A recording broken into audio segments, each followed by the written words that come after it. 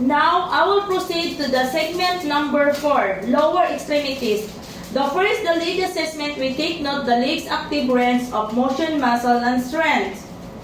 Next, we begin with inspection. And next, assist the vascular system. We inspect the patient leg and observe the skin color and condition, has distribution, and how nail integrity. Next is to check for the temperature of the legs from the feet and up. Use the back of our hands and this part of assessment.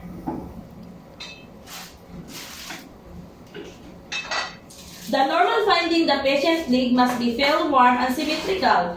Next, we flex the patient knee and compress the calf muscles against the tibia.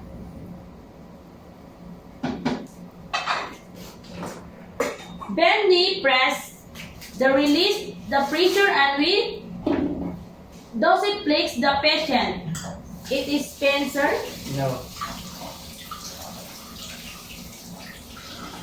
It is pain, sir? No. The normal finding is that the leather action should cause pain. Next is wipe the tip, the peripheral process in the legs. First is to calculate the femoral pulse. To do that, we find the artery halfway between the symphysis pubis and the anterior iliac spine.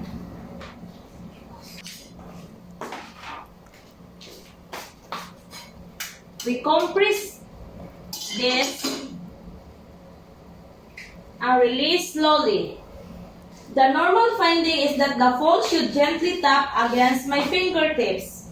Next, to locate the popliteal pulse, we bend the patient knee and feel for the pulse in the popliteal fossa.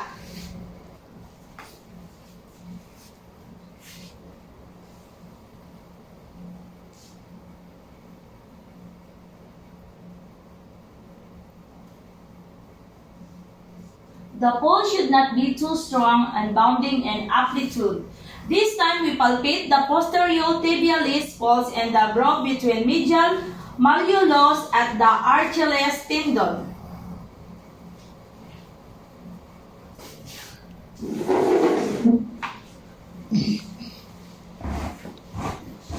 Now we proceed to assess the dorsalis pedis pulse by palpating lightly trateral to the extensor tendon of the great toe.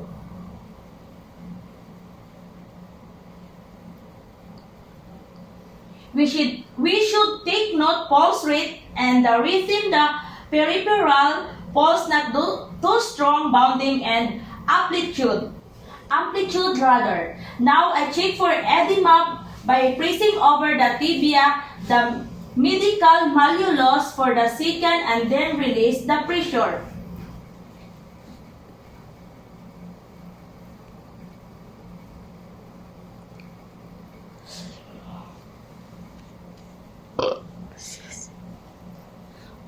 Palpate the tibia, palpate medial malleolus. Now, normally finger pressure does not leave an identification pit, but if it does, we run tip fitting on the scale from the +1 for mild pitting, +2 for the moderate pitting, +3 for the deep pitting, +4 for severe pitting.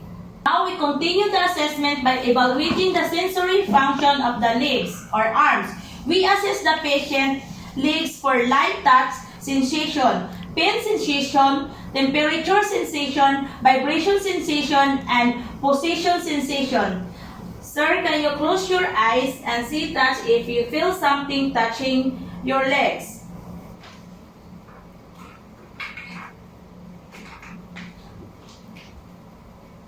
Touch, touch, touch, touch.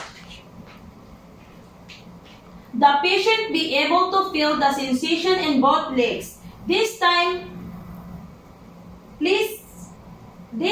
sir, please see sharp or dull if you something to dry using paper clip or sharp, dull.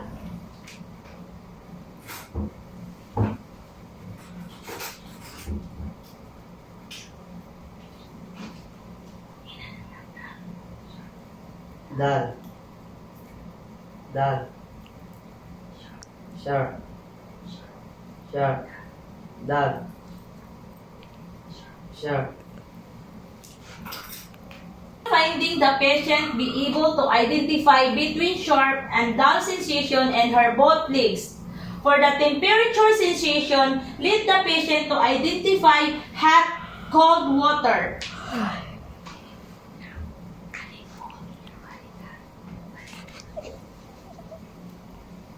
Cold, hot, cold, hot.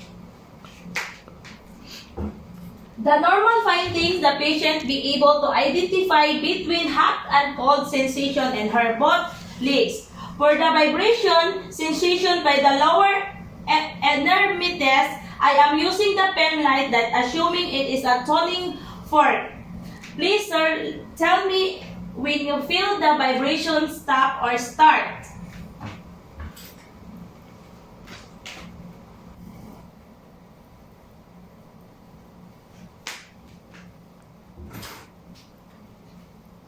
We will to point the distal bony prominence of the patient legs. The normal finding is that the patient be able to determine to feel the vibration stop and start. Next, we assess the position, sensation, the patient determination, so pointing her toes whether up and down, finger the up and down. Down, up, down, up. The normal finding that the patient should be able to accurately. Next, let's test the patient motor function by assessing the deep tendon reflexes. First, to test the quadricep reflex. Let the patient to sit down and let her legs relax, and her legs are dangling over the edge of the examination table. We will place my one hand above the patient knee. We will tap his patellar tendon with our reflex hammer.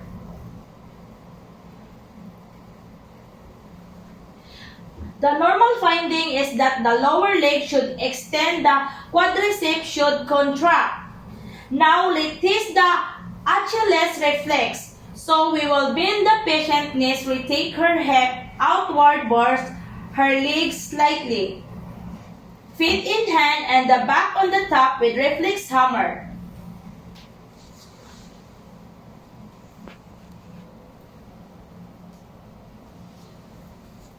The normal response is plantar flexion. Finally, let's test the patient plantar or Babinski reflex. To do, we stroke the lateral aspect of the cell of the foot from the bell upward.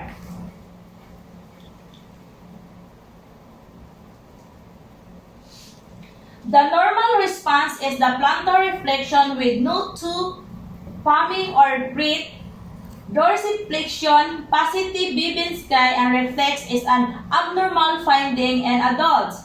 Now, if any of the reflexes are hyporeactive, we check for down, which is abnormal pattern of rapidly alternating involuntary muscles contractions and relaxation.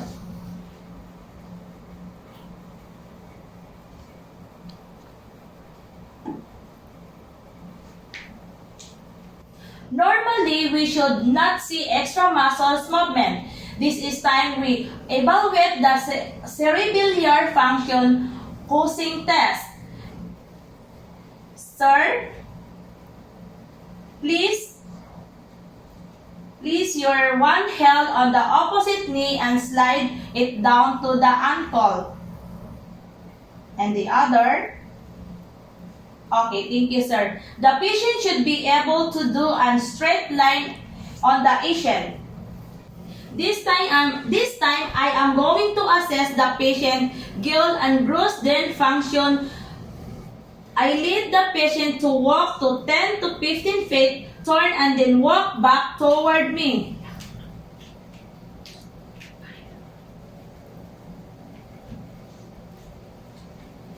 The normal finding is that the patient is able to move smoothly with coordination.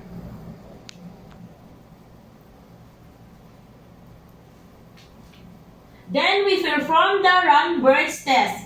Stand the patient. Please, sir, keep your feet together and place your arms on your side and then close your eyes. I am observing the patient to 20 seconds and hold patient to down shoulder. The patient should not to lose her balance. This test assess the acoustic nerve, the position test, the cellular function, and muscle strength. This time we assist standing walking. We let the patient to walk held to 2 and back and forth. The normal finding that the patient able to walk in straight line without losing her balance. Lastly, we document the findings.